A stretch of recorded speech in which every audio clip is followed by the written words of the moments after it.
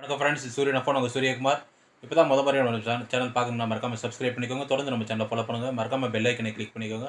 அப்போ தான் நான் போட போகிற வீடியோஸ் உங்களுக்கு நோட்டிஃபிகேஷன் வந்துட்டே இருக்கும். மறக்காமல் வீடியோ பிடிச்சா ஒரு லைக் பண்ணிடுங்க. இன்றைக்கி எதை பற்றி பார்க்க போகிறோன்னா, தமிழ் மொழியின் சிறப்புகளை பற்றி பார்க்க போகிறோம். தமிழ் மொழி பார்த்திங்கன்னா மத்திய மாநில அரசுகள் நிறைய முக்கியத்துவம் கொடுக்குறாங்க.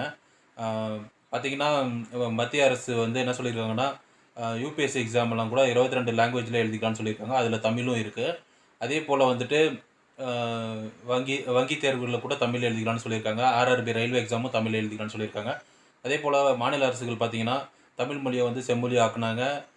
கணினியில் தமிழ் மொழியை கொண்டு வந்தாங்க. அது மட்டும் இல்லை, நிறைய கல்லூரிகளில் நிறைய கோர்சஸில் தமிழ் மொழி இருக்குது. அது மட்டும் இல்லாத பார்த்திங்கன்னா பிஎஸ்டிஎம்னு ஒரு சர்டிஃபிகேட்டை இன்ட்ரடியூஸ் பண்ணி அதை டிஎன்பிசியில் முக்கியத்துவம் கொண்டு வந்தாங்க. தமிழ் மொழி டிஎன்பிசி படிக்கிறவங்க எல்லாருக்கும் கட்டாயம்னு சொல்லி கொண்டு வந்தாங்க. அந்த மாதிரி எண்ணற்ற இதை செஞ்சுருக்காங்க. அது மட்டும் இல்லை, BA English, BA Tamil literature அதெல்லாமே கூட அங்கீகரிச்சிருக்காங்க. இதெல்லாமே தமிழ் மொழிக்கு தமிழக அரசு தமிழ் இனத்திற்காக நிறைய செஞ்சுருக்காங்க. இந்த ஒரு சின்ன அப்டேட்டுக்காக தான் வீடியோ போட்டோம். இது போன்ற அப்டேட் மற்றும் விழிப்புணர்வு தகவலுக்கு நம்ம சேனலை தொடர்ந்து ஃபாலோ பண்ணுங்கள். சூரியகுமார், சூரியன் எஃப்எம். தேங்க்யூ.